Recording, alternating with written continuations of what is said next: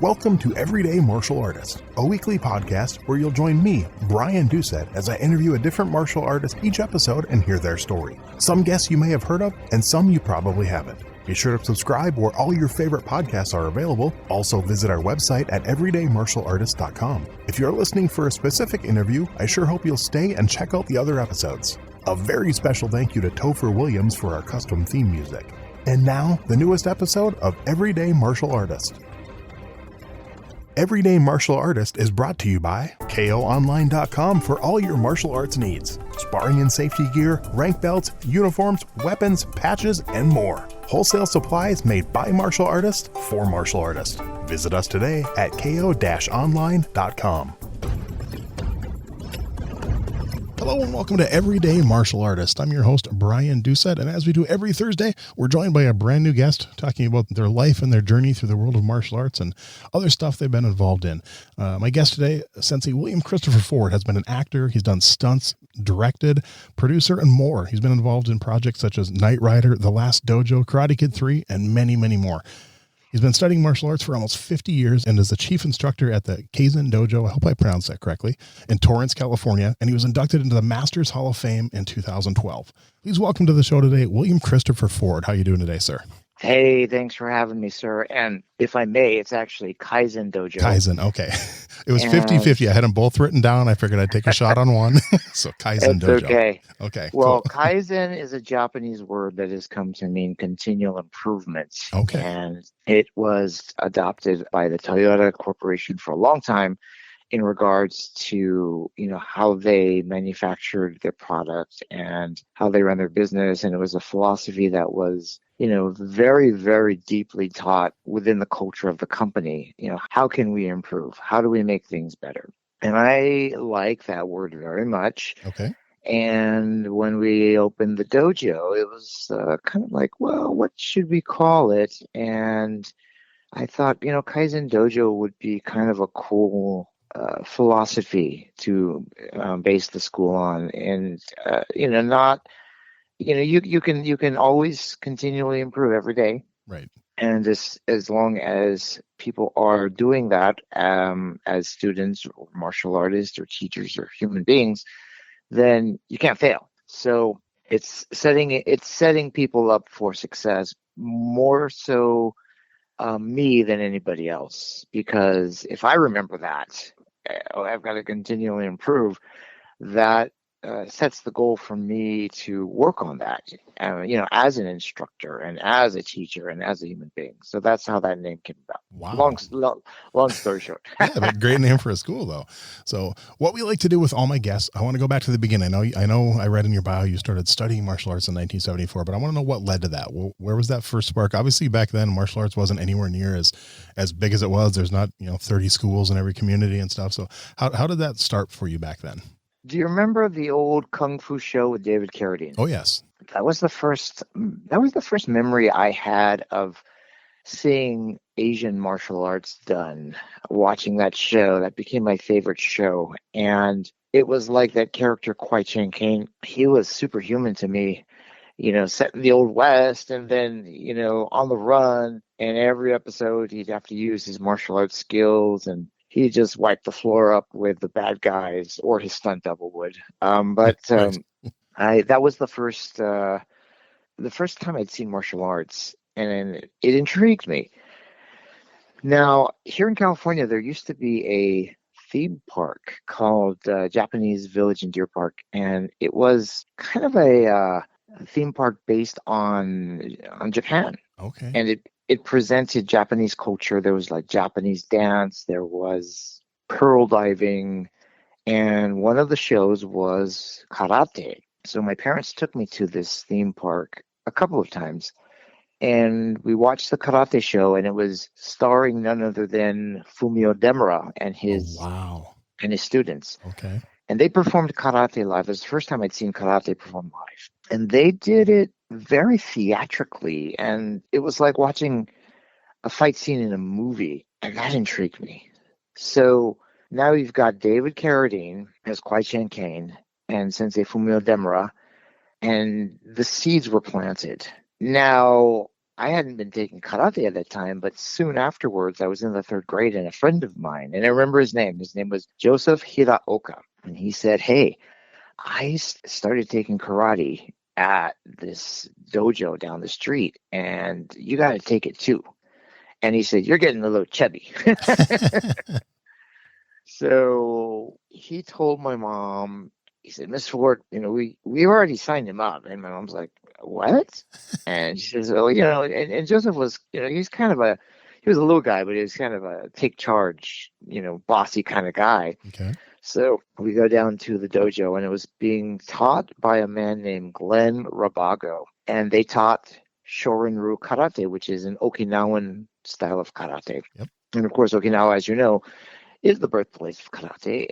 There were other martial arts that influenced karate, such as Chinese forms and forms of martial arts from Siam, and maybe even some Roman, Greco-Roman, type of things, because of the location of Okinawa. But eventually, it evolved into what we now know as karate. So that was my first dojo, and it's funny because when I met Sensei Glenn, I thought, I had in my mind, well, he's a martial arts master. How are you supposed to talk to him? I was still a kid. I was 7 years old. So I started talking like Kwai Chang Caine did in Kung Fu, and I don't speak with an accent or anything, but he was this guy from Hawaii, and he goes, "So you like start karate?" And I said, "Yes, master, but first, may I use your bathroom?" And my mom, who was from Japan, just looked at me like, "What is wrong with this kid?" And he kind of looked at me kind of strange. So I was put into my karate gi, and I started. And very quickly, I discovered that I was not very coordinated. And I also didn't like my instructor very much because he was very, even back in the day, this was back in the 70s, he kind of kicked us around. He made me spar him, and I didn't have very much experience. And, I ran into his sidekick, and it was not just, kind of tough love. It was, kind of on the verge of like abusive, because he was dealing with some of his own demons. Oh, wow. So there's difference. Mhm. You know what I mean? There's difference between tough love and hard work and old school and abuse, especially when it comes to training children. I didn't really enjoy it, and I wanted to quit.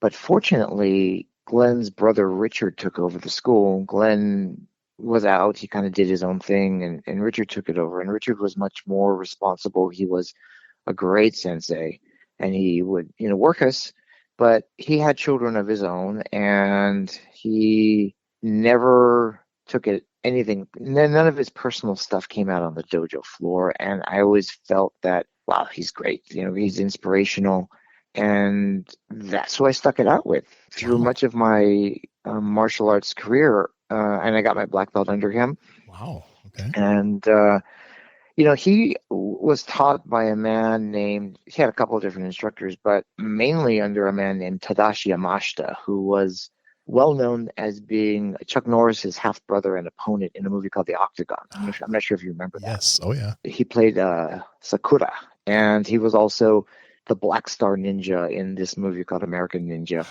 Great movie. Been in a ton of stuff. And Yeah. and Sensei Yamashita is still around. He's I think close to 80. Wow. And the first time I trained the first time I took my black belt test, nobody told me that I was going up for my test. I was a brown belt. I was 12 years old. And back then, they just wouldn't tell you, And so I show up, Sensei Yamashita walks in. First time I never met him. He's intimidating. And I was told, "Oh, you're going up for your black belt," which I guess was a junior black belt at the time. Mm-hmm. So I performed, did the best I could, but I just remember I couldn't take my eyes off him. I just fixated on Sensei Yamashita because I was so scared. So I would just stare. I just stared at him as I was doing all my kata and everything. And at the end of this whole process, I did not pass. Oh. He did not feel I was worthy of being promoted. And I was okay with that because I really didn't want to take that test anyways. I wasn't interested in rank even back then. Okay.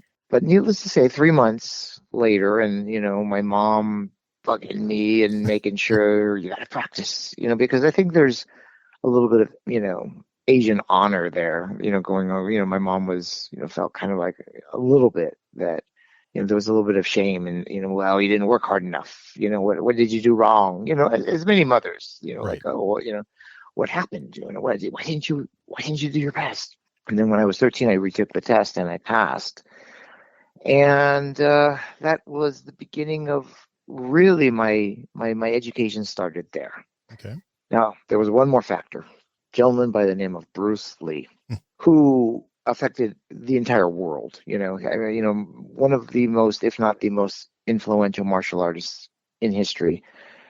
And our dojo we got invited to a screening of something called the Game of Death, which they took footage that had been shot by Bruce Yep. and it hadn't been released. And the last time people had seen Bruce in a movie was like, I think, Enter the Dragon. Yep. So everybody was super excited. There was this big thing down in Hollywood, and they invited all these dojos to come down because they needed to fill the theater. And everybody got in for free as long as you wore a karate uniform or a kung fu uniform or something. We go down there. My mom even got a uniform, and she wasn't even a martial artist. Brandon Lee was there, his sister Shannon, their mom Linda, Dan Inosanto, and all these people who were in the movie. We go into the theater, and I just thought, oh, this is really cool. We get to see a free movie and all that. The lights go off. The people go crazy, because there were all these diehard fans in there, as well as, Mr. Inosanto's own school. And I'm just sat there intrigued, and the electricity was just amazing. You could feel it. It was very palpable inside the movie theater. I didn't realize that, that most of that was not Bruce. Right. And it was years later when I looked at the movie, I said, oh my gosh, that's super bad. Horrible. Like they like take a cardboard cutout of Bruce's face, and they, you look at it now and you're going, oh, there's so much they could do with CGI and things like that. They should almost redo it with CGI. Yeah, they should. It'd be interesting to see how they could pull that off. Yeah, they should. Maybe they should remake that and reboot it. Yeah. But the end where they actually use the footage where Bruce shows up in the tracksuit, and the audience just goes nuts, and people are snapping pictures, and I'm like, what is going on? What changed? You're not realizing that, that was the real Bruce Lee. Mm-hmm. And this was the first time people had seen this footage of him fighting, Dan Inosanto, and then the Korean master, and then Kareem Abdul-Jabbar. Yeah. But I went home so excited, and I started ordering things from magazines, and my mom, would buy me all these martial arts magazines because she felt it was, would help keep me motivated. And there was an ad for some yellow nunchucks, and they were just like the ones in the Game of Death. Nice. And you could order it with a chain or with a string. And back then, it was the Asian World of Martial Arts, which is still around in Philadelphia, I believe. Yep. And I waited and waited and waited, and finally they came. And back then they could ship it to California. They can't do that now, I don't think. And it was like, it came, and I opened up this package, and you could hear the heavens part, and you heard the angelic chorus, ah! And I grabbed these nunchucks, and I swung them, and I hit the lamp. And I hit my head, and I hit my elbow, and I hit my knee, and I was hooked. Nice. It was just like, oh my God, this was so cool. That's great. And then all those elements that I just told you about basically set me on the path the path of no return. And it eventually led me to where I am talking to you today. Okay. So that's my story, and I'm sticking to it, sir. Nice. So at what level did you start teaching? So obviously it's something you still do to this day. So what belt level and what school did you start teaching at first? I've stuck with Shorin-ryu as my baseline art, even to this day. It's still the art I teach, although I have cross-trained. Mm-hmm. But Sensei Robago had me assisting, on the floor with other students. Hey, could you go help little Michelle? She needs to learn this kata. And so I would. And early on, I was very patient. I still am very patient with people, very patient with beginners, good with kids. And as I got older, especially after I got my black belt, there were times when Sensei Robago would say, okay, can you teach? Yeah, of course, Sensei. great. I'm tired. I'm going to go home. You have the key. I didn't drive. I had to wait for my mom, to pick me up. But that's how I got my training. And it was sort of on the job training. Nobody trained me how to teach. And I made a lot of mistakes. Mm-hmm. I made a lot of mistakes for decades. I think I still do, but not as many. I've figured it out. I've made enough mistakes to where, and okay, yeah, that's how I would handle this. But yeah, maybe since 1985-ish is I've been teaching that long in some form or another, in somewhere or another. And at some point, maybe around 19 to 99 to 2000, I kind of went out on my own and started teaching. I was teaching at like the Veterans Building. They were just renting out that facility, Mm-hmm. using other schools, dance schools, other dojos, and eventually I was able to get my own place. And I've been at this current location for the last 10 years. Okay. November, we celebrated our 10th anniversary at our current location. Congrats. Cool. And it's at the point, where I do have a reputation out there through Yelp and things like that. We always have, people interested, and kids drive our program. It's mostly Mm-hmm. kids. If it wasn't for the kids and their families, we wouldn't have made it. So, we cater primarily to kids. Sometimes, parents want to take karate. So we started adult classes that are like, okay, all these adults are the dads and moms of the kids who are currently in the school. Nice. So that was kind of a cool thing. And it's not just karate. I have a very open, progressive mind. I like boxing. Muhammad Ali is still my hero in regards to boxing. I like jiu-jitsu, Filipino martial arts, kickboxing styles like Muay Thai, wrestling, catch wrestling, things like that. All of those things I like very much, and I'm very open. And I wouldn't say that necessarily all those things get taught, but somehow some of it always makes its way in. But it's certainly we certainly use boxing hands combined, with boxing guards and things like that in regards to my approach to combat. And I like to. It's helpful for the kids to keep their hands up. So that's kind of what it is. It's still Shorin-ryu, but it's Okay. definitely influenced by the other martial arts. Good. That's nice. So what do you think then has changed mostly about your teaching style over the years? I know you kind of touched on it a little bit, but what do you think's changed the most over the years from your teaching style?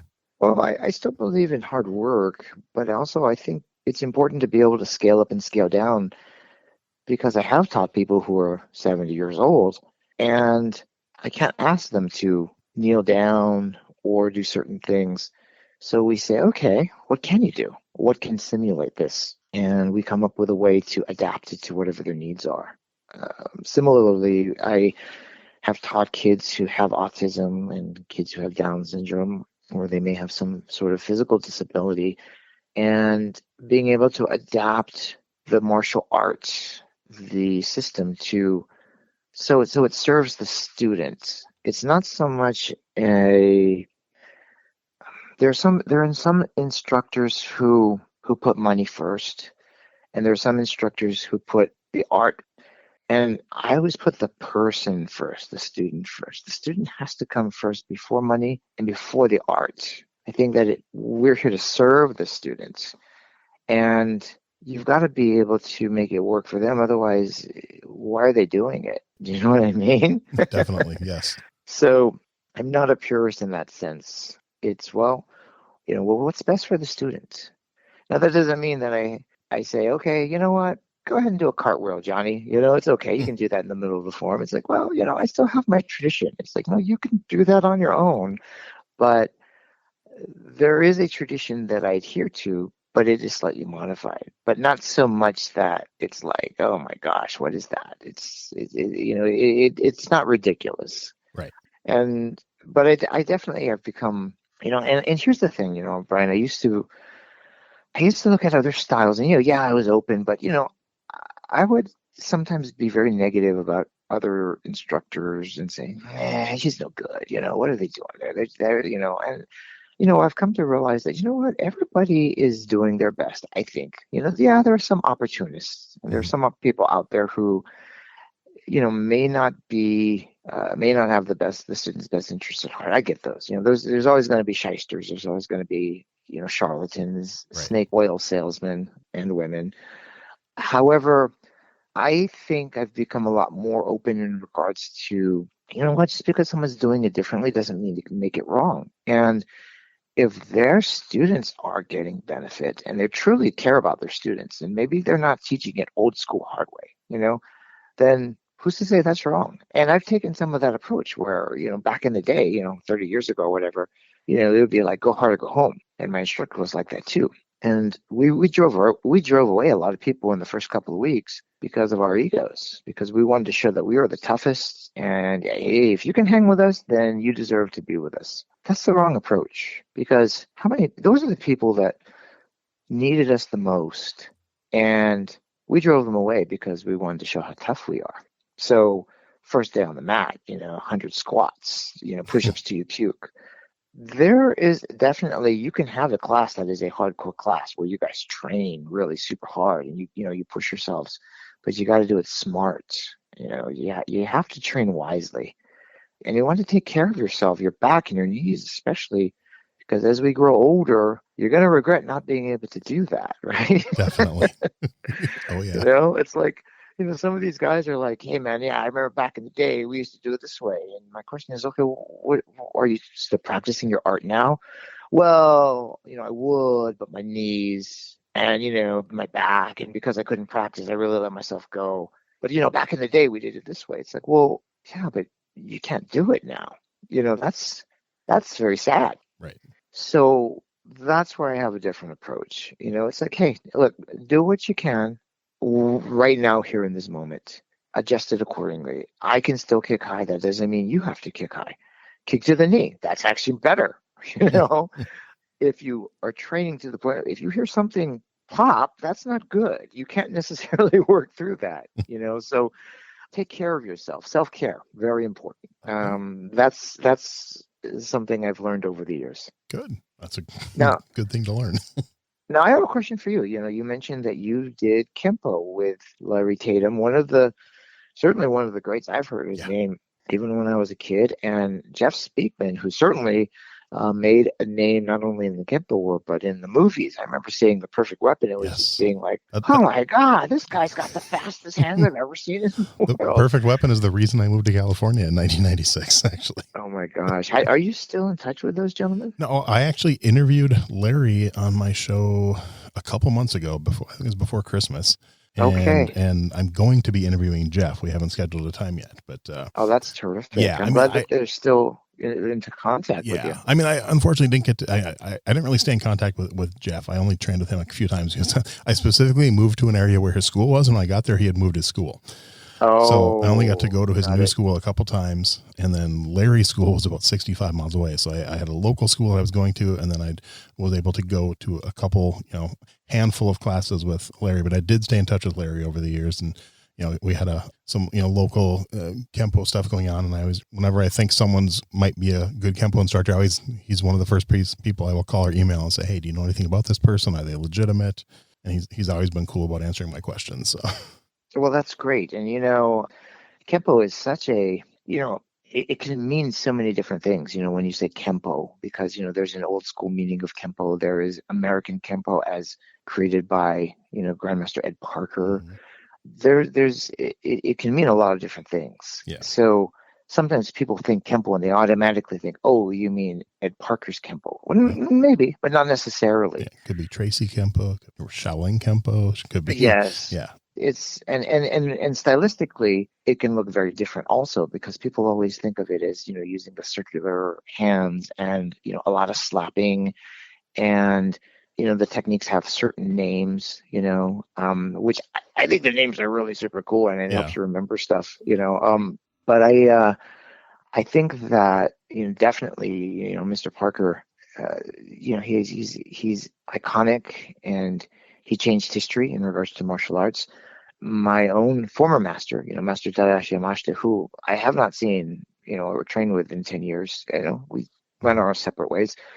But he was good friends with Mr. Parker. Oh, okay. And interesting thing is that, when I used to go train with Sensei Yamashita in his garage, I would ask about certain individuals, and one of them was Mr. Parker. And he was friends with Mr. Parker, and he always referred to him as Mr. Parker. He never called him Ed. He never said Okay. Ed Parker.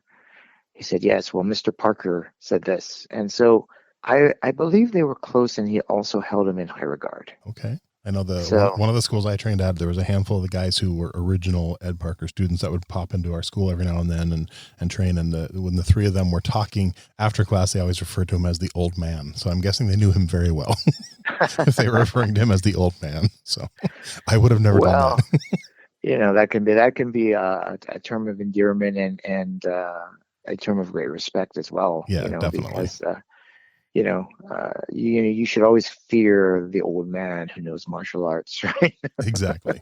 Yep. And it's interesting because I know Mr. Parker's son, Ed Parker Jr. very well, because I've commissioned him to do several works of art, that hang in my school, and he's designed my my belt wearing certificates as well. Oh, cool. So okay. I interviewed him also. So yeah, nice guy. Yes. Paxil Arts, which is very very interesting, and very very interesting guy. I just have been connected to him for years, and had a couple of occasions where I kind of talked to him a little bit. But very nice man, as is his wife, very nice person. I'll have to when we're done here. I'll tell you the story how I first met him. It's kind of a cool story. So. Okay, that Cool. would be awesome. But I want to back up just a little. I want to know how your involvement with TV and film and Hollywood and everything started.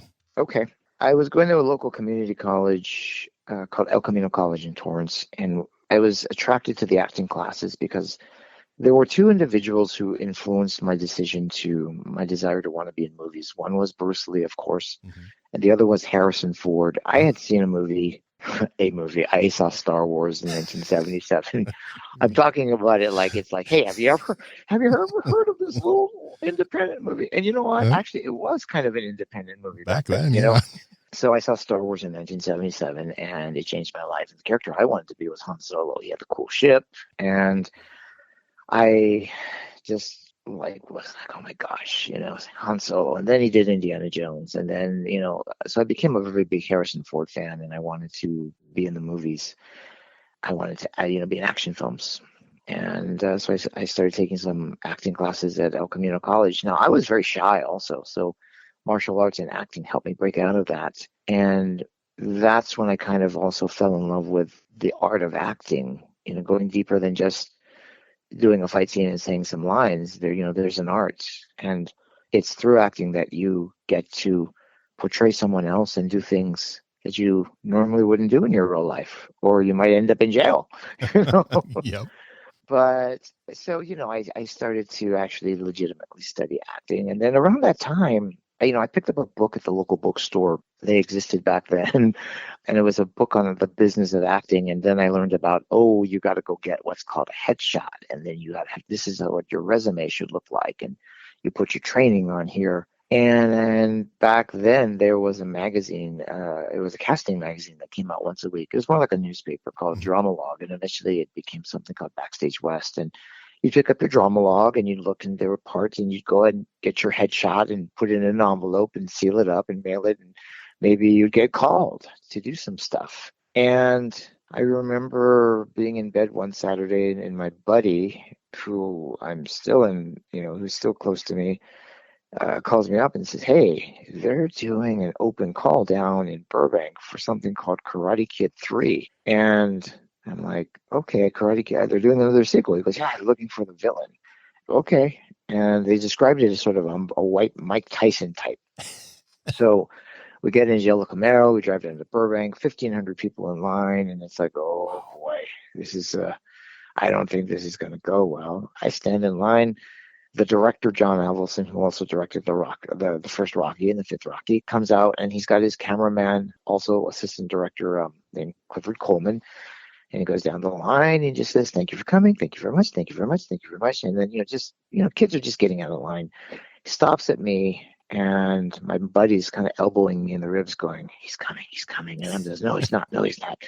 He walks up to me and goes, hi, what's your name? And I was kind of nervous, and I said, "Hi, sir," And he said, "How old are you?" I said, "I'm 22 years old, sir." He says, "Oh, you look a little old. We need somebody who looks like they're kind of just out of high school, and you look a little old for that." I said, "Oh, really?" He said, "Well," I said, "Well, can I give you my picture and resume?" He goes, "Oh, yeah, sure. No problem." I said, "Well, thank you very much." And then, I got on the line and I was like, well, I got further than, anybody else. At least I gave him my stuff. And, a week later, I got a call from a woman named Carol Jones, who was his casting director, and she wanted me to come in and read for the part of Mike Barnes, the bad boy of karate. So I guess they had not quite found who they were looking for. And I got a chance to go down to Hollywood, and I read for the part of Mike Barnes. And when I was done, Carol said to me, "Thank you very much. That was very good." Wow. And I believed that. And I didn't get the call. And I thought about it later on. And you know what? That was probably one of the worst auditions that she'd ever seen. But she was very nice. And, typically casting people, they'll either say, "All right, thanks," or they'll say, "Thank you very much. That was excellent." And they don't mean it. And, listen, I hadn't really had that much, my experience was at the local college, but I hadn't taken any professional classes at that time, and I was green. So, I know that was just an awful audition. So that's that. And I knew that production was supposed to start on something like December 5th or December 4th. And I was depressed. I went out for a run. I get back and there's a message on my answering machine. And it says, "Hi, this is Carol. Call me back." I call her back and she wants me to come down. And she says, "Hey, listen, the part of Mike Barnes has been cast, but there's been some rewrites and we need a henchman, a couple guys who can kind of like do martial arts and do fight stunts." And I said, I'll be there. So I get down there and I meet with a gentleman named Pat Johnson, who, very well known, iconic martial artist, tongue soda black belt under Chuck Norris, I believe. He's the stunt coordinator. He also played the referee, in the first movie and the third one. And he says, "Oh, well, yeah, you look fine to me, but, it's up to John." So, we go over to the studio, and then pretty soon Ralph Macchio shows up. And I'm like, oh, my God, this is amazing. And, he comes up to me and he says, "Hi, I'm Ralph." And I shake his hand and I'm like, "Yes, I know." Trying not to show how nervous I was. It was so surreal. And then who else shows up but Fumio Demura, who, as I mentioned earlier, was back in the karate show back at Japanese Village in Deer Park. He was the stunt double for Pat Morita. He did all the karate scenes in the Karate Kid movies, as you know. And he and I had some history because I had participated in his tournaments before, and I brought books that he had written and he autographed them. And he liked me and he liked my mom because we were Japanese. I'm half Japanese, so he kind of, I'm sure he would have liked us anyways, but it was just a connection, so, "Hey, what are you doing here?" And I said, "Oh, Sensei, I'm here to, I think they want me to be like one of the henchmen or something." He goes, "Oh, okay, I see." Pretty soon, John Avildsen shows up. They introduce me to him. He looks at me and he says, "Oh, well, how old are you?" And I said, "I'm 22, sir." And he goes, "You look young enough. Let's sign him up." So they were under the gun, so he didn't have time to really think about it. He was just like, "Yeah, he's young enough. He's close enough is good enough." And Fumio Demura says to him, "Hey, John, listen, this kid, he's okay." And Mr. Avildsen said, "Well, good enough for me." Sensei, good enough for me. And that's how it started. Wow. And it was just, it was like not the part I thought I was going to get, but fortunately for Karate Kid fans, I did not get that part because it would have been awful. And I was happy just kind of being the henchman and just kind of learning the ropes that way. Now, interestingly enough, unbeknownst to me, in line was a gentleman named Sean Kanan, and he actually got in the room and did a screen test, and he did really well, but ultimately they didn't pick him. They picked this kid named Daryl, who was a sort of a blonde surfer kid, no acting experience, but John liked his look. And I met him, nice kid and everything. And it turns out that he just couldn't summon up that ferocity and that intensity, and they had to let him go. Oh, wow. So one day he's gone and I meet Sean Kanan. And then, the rest is history, right? He became the bad boy of karate, and in all honesty, I don't think there's anybody who could have played that part better. He did a fantastic job, and he and I have stayed in touch over the years, and he's still doing what he's doing, and he's a nice guy. Oh He's yeah. a super nice guy, Super as you nice. know. Yeah. Super nice. So, and then I was in the union, Screen Actors Guild, and I went through several agents over the years. Went through a lot of, they call it feast or famine, where you're either like really, really doing well or you're not doing so well at all. Mm-hmm. And I was definitely in that famine stage for decades. I couldn't get hired, couldn't get work. Maybe we get an agent, couldn't get an audition, and really did a number on my self-esteem. So that was one of the reasons why I actually started teaching full time. I needed to provide food for my family, and eventually, in 2005, my wife we got married in 2006, and she said, "Listen, if you want to do this, do it. You acting, you can do both." And I asked a friend of mine who was an actor. I said, "How's the business changed?" She says, "Well, it's digital now. And there's a lot more things being produced because of the digital medium. So, they don't have to, use film. And those old black and white pictures we used to bring? Well, they use color now." And I'm like, "Oh my God, color?" If we showed up with color picture back in the day, they'd laugh at us because, what are you, an amateur? Now, if you show up with a black and white picture, they're like, "What are you, an amateur?" Wow. What are you, stuck back in the 80s? Stuck back in the 80s? So more opportunities came up. I was able to work student films, we were able to work independent projects, and also able to produce my own content. And one of those things is my show called 52 Masters, Mm-hmm. which is, I got this idea when I was almost 52 years old. I said, 52 is kind of a cool number. 52 weeks in a year, 52 cards in a deck. I'm about to turn 52. Let's do a show called 52 Masters where I go train with 52 different martial arts experts, masters, and then we'll do an interview afterwards. And it started off as sort of being, okay, we'll just do 15 minutes, keep it short and sweet. And that worked for a while, but then pretty soon the episodes got longer and longer. And now they're clocking in at like an hour, hour and a half, just because they're so interesting. I don't want to cut. It's like, the episode is what it deserves to be. So I have done, I think I've got about 15 more to go. I got a little sidetracked. COVID came along, and sometimes logistically it's tough because it's just me and my camera guy and whoever the talent is, at their school or my school. And sometimes logistics don't work out. So I'm 55 now. I got to get this thing done before I turn 56. So I've got about 15 more episodes to go and hopefully done, and we can move on to something else. Okay. Yeah. I'm just actually looking through the list and some great people you trained with on here. Just looking at episode 1 right there. Eamon Santo. That's oh man, yeah, that's cool. That was Capoeira. He's phenomenal. He's Mark DeCasco's Capoeira instructor. Yep. We've had Takubota, Benny the Jet Urquidez, Graciela Casillas, Ron Thomas, Ron Thomas, yep. Daryl Vidal. And then, we've also had a lot of people who you may not know, who've never been on the cover of a magazine, but who I know personally, who I liked and respected, and who are doing a lot of good.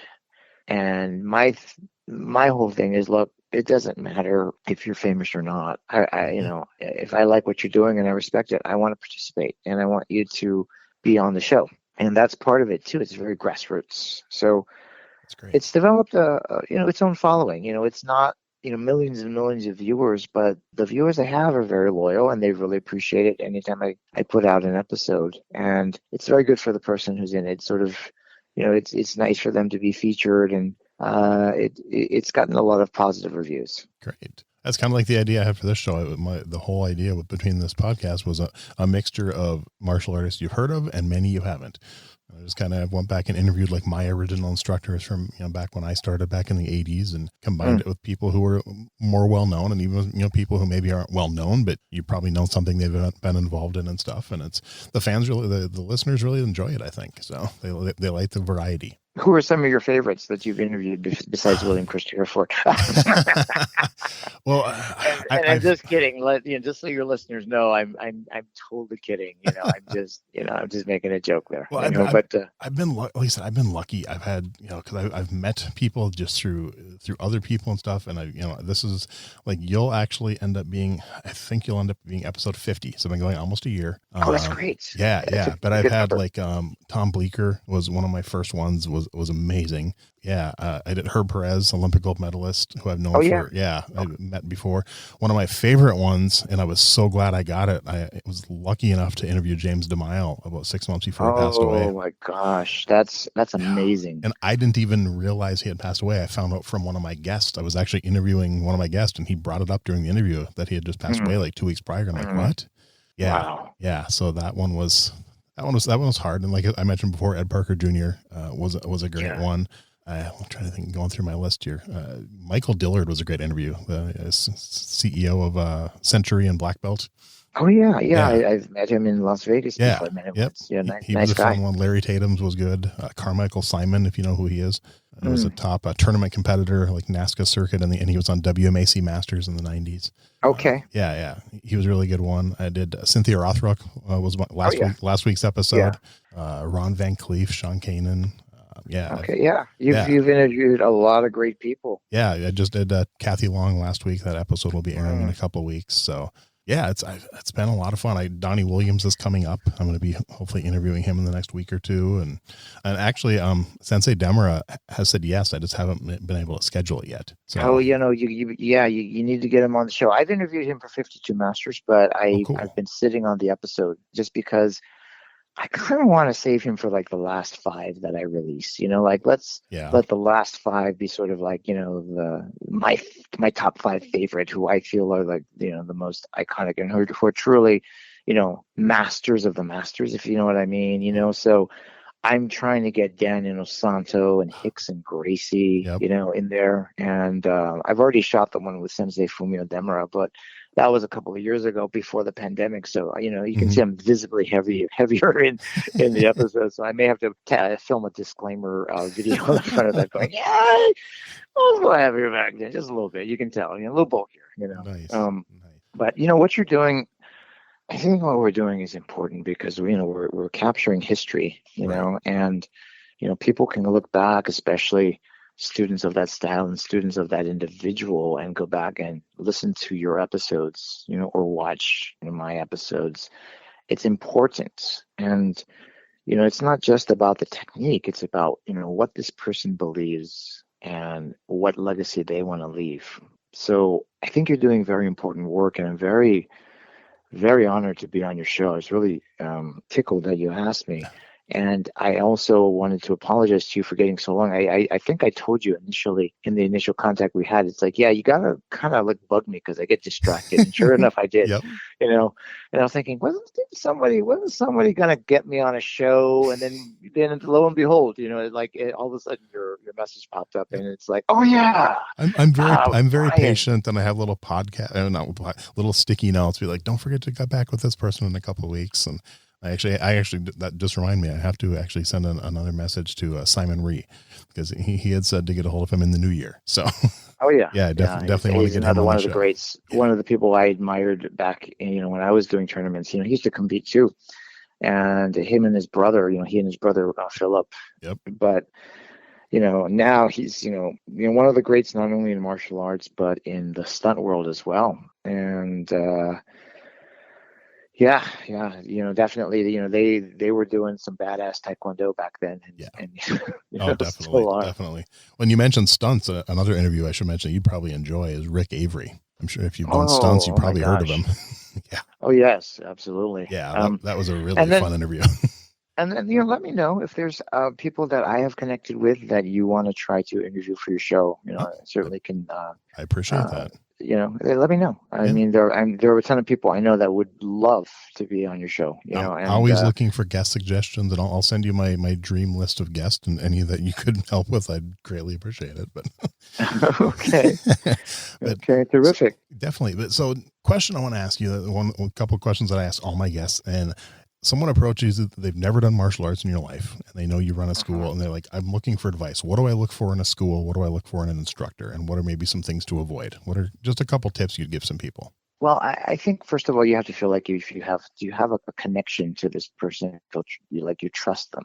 Now, I'm very leery of somebody who, pulls you into the office and then you gotta, the first thing they do is they pull out the contract and, it becomes kind of like a used car salesman, right? I feel like somebody, if you can watch the class, great. Or, in this day and age, at least watch a video or something, check out the reviews, so on and so forth.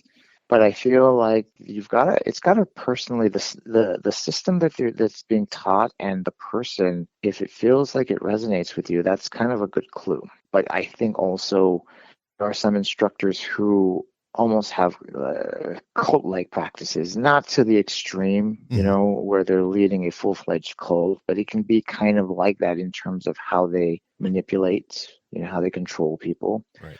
Where it's I'm the only style, and don't look at anything else because we're the only legitimate. Then you have to be careful of people who badmouth other systems and other instructors. But yeah, I personally look for somebody. It's like, do I like this person? Do I like what they're teaching? Do I like their teaching style? Does it fit my personality? And do I think I can benefit from this person? I put myself in the student's shoes. There are some people who maybe my style of teaching is too relaxed. So they're looking for something where it's a lot more structure and a lot more discipline. And I can certainly refer to friends that I have. And there are some people who maybe feel like, no, this is exactly what we're looking for. So that's what I would recommend to somebody, got to do your homework first a little bit, but Yeah. if you feel comfortable and it resonates with you, then give it a try, Good answer. I like that. So now you've primarily trained in traditional martial arts throughout your career. So I'm just curious, what are your thoughts on MMA and the UFC, and are you a fan? I am a fan, and here's the thing. I think that UFC is the greatest thing that happened in martial arts and the worst thing, if in regards to traditional martial arts at the same time. And Yep. I think you understand where I'm coming from. Definitely. I have a tremendous amount of respect for, the visibility that it's brought to martial arts, the idea that, hey, this is where in this particular arena, the pillars being boxing, kickboxing, jiu-jitsu, wrestling, and, maybe, something else, Muay Thai or karate or something, there's sort of like the pillars of MMA, but there's also, conditioning, fitness, nutrition, weight loss. Preparing for the fight is not easy. If it's a difficult life, it's very, very Spartan and very much like the modern day gladiators, and some of the fighters are just, they're just amazing in what they can do, dealing with loss, dealing with, everything they've got to go through. It's not easy. And there's a lot that can be taken from that. The trash talk, the thing is that used to bother me, and it'd be like, well, they're not really being really great role models for the kids. And then I thought about it. It's like, well, you know what? That's not their purpose. Their purpose is it's the fight game. Mm-hmm. So I also realized that a lot of the trash talk is designed to sell tickets. So it's actually encouraged, where it's like, we're going to start a beef. Now they're really fighting. I'm not saying it's fixed, but Yeah. It's much more interesting when, I might not really be mad at this person, but if we start throwing personal stuff back and forth and we create a feud and a beef, it sure is going to sell a lot of tickets, and, a lot more people are going to make a lot more money, right? Definitely. So, Yep. and these guys, they got to put food on their table. When I say guys, I mean, men and women, Yeah. So I think overall, yes, I am a fan. And if people are looking for something more spiritual, and you could find spirituality within MMA training too. It's what you want to get out of it. You don't necessarily have to be a professional MMA fighter or engage in the trash talk, even if you are professional. Stephen Thompson comes to mind. He's always very class act, Lyoto Machida. There's certain guys, George St. Pierre, my favorite, maybe the GOAT. But I think that's what traditional martial arts is good for, if respect, honor, discipline, humility. Now, all those things I mentioned, with the exception of humility, is in MMA. Humility is something that maybe is not like necessarily in the top 5 list, but you will find fighters who do have it. And there is something about going out there and giving it your all, when you're rolling on the mat with somebody where you're kind of forced to be humble because there's always somebody better than you. And if you're going to train with that many people, you're going to tap out a lot. You're going to, Yes, sir. that's just part of the process. So, you know what? It may not seem like there's humility, but there is, I think, within the sports and within, everybody's individual camp. So that's my kind of long answer to your short question. That's a good answer, though. All right. If you had to pick just one, and to be honest, most of my guests can't pick just one, but if you had to try to pick just one martial artist that you truly admire, whether it's someone you've actually met, someone you've actually trained with, or just someone like a Bruce Lee that, you idolize as, on the movie screen. Well, do you consider boxing a martial art or 100%? Yes. Okay. Yep. I'm going to go with a woman named Lucia Riker. Oh, okay. Now, that was an unexpected pick, and people, oftentimes expect me to say either Muhammad Ali or Bruce Lee, who are definitely, in my on my heroes list. But Lucia Riker, being, such an outstanding boxer at the time, breaking into an industry that was, mostly men, right? And doing what she did pre-MMA is very amazing. She's a phenomenal person. I've had a chance I've never trained with her, but I did some coaching under her, some personal coaching, in some regards of some aspects of my personal life and my business that she did. She kind of coached me through a few sessions, and she gave me a lot of nuggets of wisdom that I'm able to draw upon. So that's who I'm going to pick today. If I could do my top 10 list at some point, I would. But if I'm going to pick one, I'm going to go with Lucia. And she shared with me that, she's changed since she was younger. There was more ego when she was younger, and she's definitely changed. But, I just love her. Cool. That's great. That's one that's never been mentioned before in the show. So I like hearing new ones like that. That's a good one. All right. So in all your years of traditional martial arts, is there a philosophy you've learned, maybe one that just stands out at the top that you keep coming back to, you still like teaching in your classes today?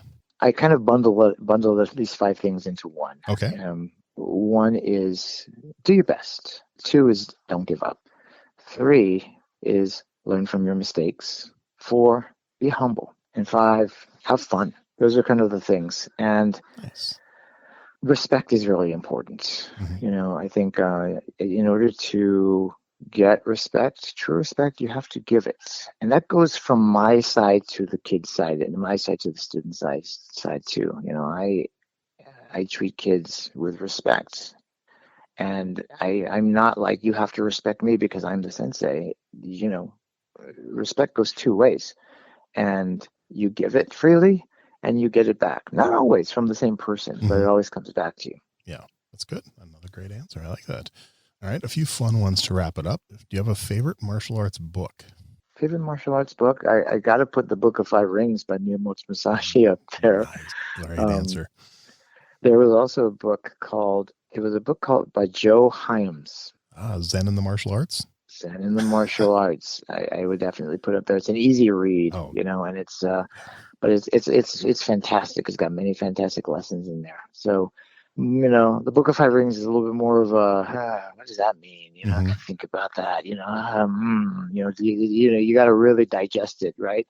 Zen in the Martial Arts you can read in one sitting, and it's got so many great lessons in there. Okay, good. All right, so now you're kind of like me. You were a kid of the 70s and 80s. Do you have a favorite martial arts video game? Well, my daughter and I have this old Nintendo. We have a Nintendo set that's got all those old Nintendo games on it, and I can't tell you how many times she's kicked my butt in Street Fighter 2. That's awesome.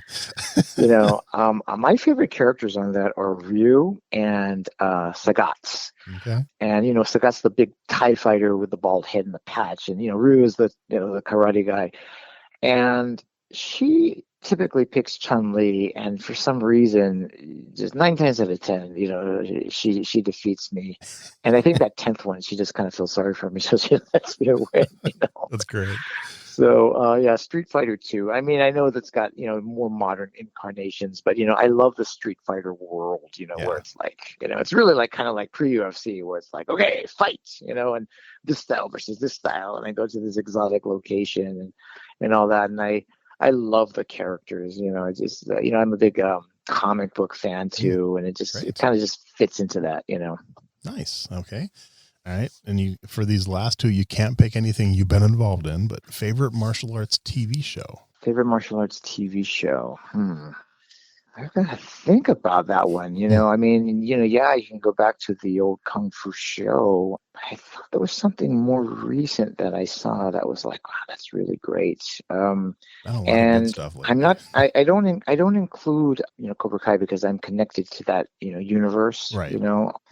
and because I can't think of anything good right now, I'm gonna go with Kung Fu because that was the one that really started it all for me. So let's take it all the way back to the beginning, and Okay. it did have an impact on me, and that kind of led me eventually to where I am today. Okay. So let's Cool. go with Kung Fu. There we go. There. So I just thought of a different question since you kind of mentioned Cobra Kai. I'm curious when being connected to that world, when you first heard that this show was coming out back in, what was it, 2018, that they were doing a new series based on that. What was your first initial thought? And then what was your thought after you actually watched some episodes?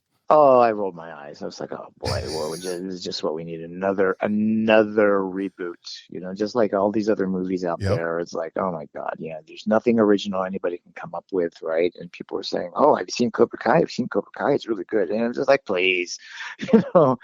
And I did eventually get around to watching the first episode of season 1, and I was like, "Oh, this is interesting." They took it in a direction I didn't think they were going to take it. Yep. And here's what I think.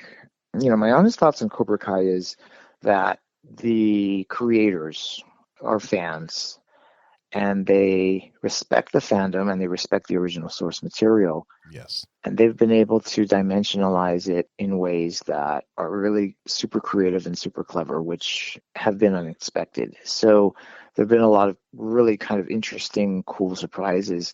Now, me personally, I like the scenes where they bring, the old actors in and they have a scene where they're talking like human beings. Yep. So, when you've got scenes with Johnny and Daniel talking about, what happened, and it's like, no, this is what happened. And then they're actually like going, oh, there was a miscommunication, or it wasn't like that. It's not like this one dimensional. It's like, they've been able to really flesh out the characters. Now, have you seen season 4? Oh yeah. I watched it in one day. Okay. So, yes. I'm not going to spoil it right now, but man, who saw that coming? You know what I mean? I Like know, the ending completely. and, just, taking it in turns that were like, who saw that coming, Yep. And, season 3, they had Kumiko come back and Chosen come back. That was awesome. And the scenes that they had with them were really well acted and poignant, and I know Yuji very well. I mean, we're not like, we don't hang out, but, I consider him a good friend, and, he lives up in Seattle. He's a really good guy. Yeah. He's a good guy. Not a martial artist really, but he's a good guy and a good actor. But, Tamlin Tomita is amazing. She's got, her range is so much greater than I think people realize, but, she's a legitimate actor, and when she's in scenes, I definitely feel emotion. Yeah. For me, I mean, Karate Kid is the reason I got involved in martial arts. I've told the story on my show many times. We went to it opening weekend and there was a local instructor handing out free passes to his school. I mean, which, phenomenal marketing in 1984. But yeah, that's what started my martial arts journey. And so I've always had such a connection to that show and that universe and stuff. So when it came out, I was kind of the same thing. I'm like, oh man, this is not going to be good. Cause I know they talked about it in the past and never came to fruition. But then, that first episode, I'm like, I'm watching every one of them tonight. I'm like, this is so good. And the same thing, whenever they brought the old people in from the old show, I got chills. I got emotional. It was, it's so I'm so waiting for season 5 right now. They better not make me wait a year. The thing also, Brian, let's be honest, Karate Kid 3 has got its flaws in it, and it's probably the least liked of the 3 movies. And there's some of it that's outright ridiculous. I mean, it would be like, Elon Musk going out and I'm going to go pick on these two karate guys, and stuff like that. It's just like he would never do that. This Yeah. is, really so that he can open up a chain of schools. It's like, you're a billionaire, dude. Why do you need to open up a karate school? It doesn't make any sense. Yeah. But what Cobra Kai does is it makes the movies better because it fills in the gaps and it plugs in the holes, and it kind of retcons some things and explains some things. So you just kind of go, oh, okay, Exactly. you know what? I can kind of go with it now. It makes, you kind of acknowledge certain things and it's like, okay, they did a good job of like, hey, let's call it for what it is. And then you kind of go, okay, I can go with that. Karate Kid 3 being the weakest of the three, in my opinion, and people hating it. But when it was announced that Thomas Ian Griffith was returning as Terry Silver, it broke the internet. Yep. And I'll tell you two quick stories. Thomas Ian Griffith, he's a legitimate Taekwondo guy, from what I understand. He knows fifth degree black belt. Yep. And he's doing the scene he's in a sauna, right? And John Avildsen says, I want you to, he's supposed to be talking to John Kreese, and John says, make him bleed, make his knuckles bleed. And he's like, I like that. Yep. And he's really over the top. He's, twirling his mustache and whatnot. And Thomas is a legitimately trained actor, and he's a good one. And he said, John, are you sure? And John's like, yes, that's how we're going to sell this. I want it over the. Yep. Thomas is like, John, you're sure? Is that how you want me to play it? And he says, yeah. And so Thomas didn't want to play it that way, but he did it. He said, okay, and he did it that way. And people ridiculed that performance. It was like, oh my God, that was so over the top. Yep. You almost felt bad for Thomas as an actor because it was like, hey, he was just doing what the director told him to. But it comes back, and part of the reason why Terry Silver was so memorable because he was over the top. So it kind of makes him this great cheesy villain, and he's able to kind of go back, and it's kind of meta where he's like, yeah, I was pretty over the top back then. Yeah. Well, and the best part is in season 4 of Cobra Kai, they explain why he acted that way, and everyone's like, oh yeah, that makes so much sense now. Right. So yeah. And then there is another story about Mr. Ralph Macchio. I've told this before. I don't know if you've heard this, but we're doing that scene in the bonsai shop where we come in and we want him to sign the application, and Sean, as Mike Barnes, says, "Hey Dennis, he didn't sign it yet." And so I, grab some, I karate chop the shoji screens, and then I confront him, and, he says, hey, why don't you guys just get out of here and take off? And I push him, and he says, you take off, right? And then I throw a punch at Ralph, and he blocks it, throws a knee into my stomach, and throws me across the room. And I didn't have that line originally, and so we're working the scene, and, Pat Johnson saying, okay, then you're going to throw this right hook at Ralph. Ralph's going to block it. And he says to John, Mr. Macchio says, John, can you give him a line, because I need something, a little bit more motivation to kind of get me worked up. And so John says, oh, okay. And he looks at me and says, okay, then you push him and you say, you take off. And okay, that was my line. So it was because of Ralph Macchio that I got that line. And, I was hired on, I made it into SAG anyways. I was hired on as a sort of an actor stunt guy. It wouldn't have made that much of a difference, but it made a difference because I had that prominent line. And I was really, really grateful to Ralph for doing that. And then years later, maybe, I don't know, it seems like a year and a half ago, I was a guest on this podcast that was held by Just Gad, who was the voice of Olaf. That was in awesome. Frozen. Yes, I loved that. Oh, you saw that? Yeah, I watched it. So yes. I was lucky enough to be invited on that as part of the reunion. And I was like, oh, this is really cool. And so when they taped it, they actually, the edited version, they cut a lot out, but we were able to say a lot more. And when he finally came to me, and I knew I had just a little bit of time, and I wanted to say what I wanted to say. And I said, I just wanted to, I explained to the audience, and to everybody there, what I just told you. And I said, and I have not had a chance to actually properly thank Ralph. And I just wanted to take this opportunity to say thank you for doing that. I really, really appreciate you, throwing that to me and giving me that line. That's cool. And then they cut to Ralph's expression where he's just like, you could tell he's moved by that. But I was just so happy that I could properly do that publicly and give acknowledgement to him. And, I'm glad that he's finally getting a lot of the respect and recognition that he deserves over the years, because, Ralph is a really good actor and he's a good guy. Yeah. And, he's done a lot of stuff outside of Karate Kid, which people have forgotten. He did Crossroads. Yeah, Crossroads was awesome. I love that movie. That ending with Stevie Vai was just amazing, and he did My Cousin Vinny. Yes, love that. Yes, and he's done Broadway and he dances. So he's a phenomenal talent, and became kind of a joke after Karate Kid 3 for a while. And people have people can be mean, but he's got tough skin. But it's just look. You have no idea of how talented this guy is. He really can do quite a lot. He's directed and so on and so forth. But so that was one of the highlights for me was just being able to publicly acknowledge him for that. That's awesome. All right, two more really quick two more questions. Yeah, two more quick ones. Okay. Favorite martial arts movie? And again, can't pick one of yours, obviously. That one's actually a pretty easy question. Okay. The 36th Chamber of Shaolin, which is known here as The Master Killer, and it starred Gordon Liu. Great movie. And fantastic movie. Just amazing kung fu, and I love Gordon Liu. Okay. And, his Chinese name I think is Lu Chaowei. It looks like Lu Chahui, but I think it's pronounced Lu Chaowei. And that's my favorite. And Enter the Dragon is number 2. Nice. Those are my 2 favorite movies for martial arts ones. I picked up 36 Chambers of the Shaolin in like the $5 bin at Walmart like 10 years ago on DVDs, and I was like, "Oh my you've gosh. got to be kidding me! This is only $5." So yeah, I grabbed that one pretty quick. Well, the kung fu is really classic, old school Hung Gar, but also there's so many great lessons in that movie. Yes. The ultimate lesson of forgiveness, and he wants kung fu for revenge, and ultimately he achieves redemption through forgiving his enemy.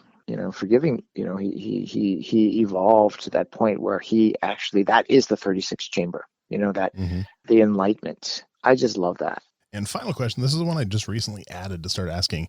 And this one, it doesn't necessarily have to be a martial arts movie, but do you have a favorite martial arts fight scene or one that you think is the most realistic martial arts fight scene in a movie? There's a couple that I really like. Okay. And one is not strictly a martial arts movie, but I really like how it was done. And it was with Denzel Washington, and it was called The Equalizer. Oh, yeah, the new one, yeah. He goes into the den of the Russian mob, and he's there to basically buy this girl's freedom, this young girl who has they're sex trafficking her, and he knows her. She comes into the same cafe that he eats at, and they become friends. And he goes in there, basically saying, "Hey, I want to buy the girl's freedom." And they basically say, "Get out of here, man. What are you, crazy?" And so he goes and he locks the door, and he sets his timer, and it's 30 seconds, and he makes quick work of these guys. Yep. And it's so satisfying, and using a lot of Filipino martial arts techniques with the knife and things like that. That's one of my favorite scenes. But there's another movie called Ip-Man. Donnie Yen. Now, my favorite scene in that movie is actually where the guy comes from he comes from the other town trying to make a name for himself as a martial artist, so he can, so he goes around beating up all these martial arts masters, and and they go eat noodles, and the guy serving noodles says, "Well, you haven't beaten anybody, you haven't beaten Ip Man," and they're like, "Who's this Ip Man?" And so they go to his house and they challenge him, right? And his wife is like, he doesn't want to fight, and she says, "Look."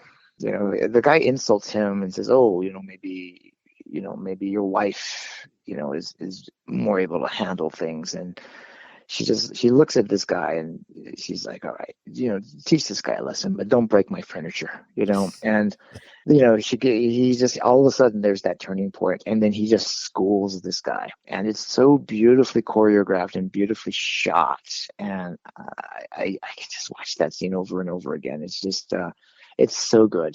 If I have to pick one. Cool. No, And that's the one that comes to mind. That's at the forefront of my mind right now. I just love that scene. Those are good picks. Very definitely.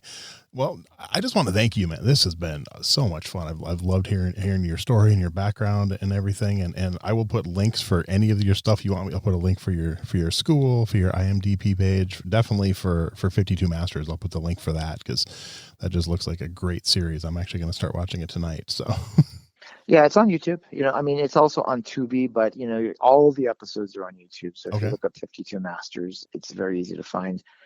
Yeah, I mean, my IMDb page, all that stuff, it would be great. But I hope I didn't talk too much. I know this is a talk show and that I'm supposed to talk, but I just wanted to be very conscious of not completely dominating the conversation. It's not a monologue, it's a dialogue. Right. So I hope that I gave you a chance to speak to. And, I know how it can be. You either get a guest who just answers you with one-word answers, and it's like pulling teeth, or you get somebody where, you get them on and you literally go, eat a sandwich, take a nap, and watch the entire Game of Thrones and come back and they're still talking, So I hope I fell somewhere in between. No, I prefer the guests who like to talk. I started in radio when I was 15, so I've been interviewing people for a long time.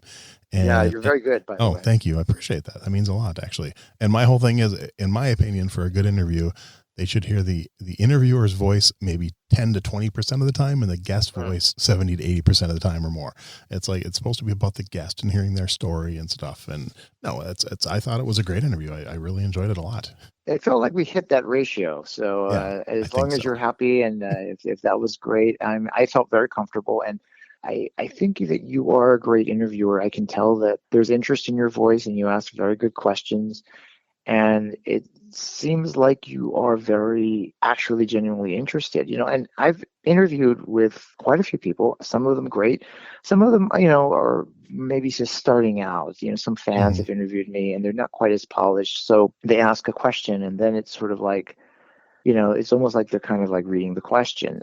And I always like to engage in dialogue if I can, and say, well, what do you think about that? And sometimes that throws people, but you're a very good conversationalist, and it just felt like we're a couple of old friends and I happen to be telling my story today, but I did feel very comfortable. And again, you're very good at this, so keep doing it. Seriously, I truly appreciate it. And like I said, this time-wise, we went a little over average, but nowhere near my longest ones. So I've had a few people that talked even longer, so it's a perfect for me. And once I edit it, it'll probably take about 10 minutes out and stuff, just editing pauses and, edit what stuff. You want out of it. I won't edit like anything you said. I basically edit out like dead. Sometimes when you're doing it through phone and stuff, there's like, it may seem like a half a second pause to you, but it's like 3 or 4 seconds actually because of the delay with the phone and stuff like that. So usually on average, most interviews, I'll take out 10 minutes that won't actually take out any of the conversation at all. Of just dead space that in between conversations and stuff. So it'll be good. I've been working on trying to limit my ums and ahs and I do take out some of those.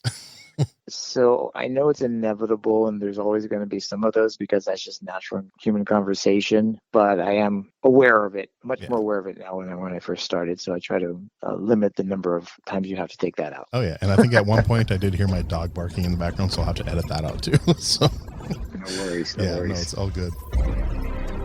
Thanks for listening to Everyday Martial Artist. We hope you will join us every week for a brand new episode with a different martial artist telling their story. If you enjoy the show, be sure to leave us a review. Also, be sure to check out our website at everydaymartialartist.com.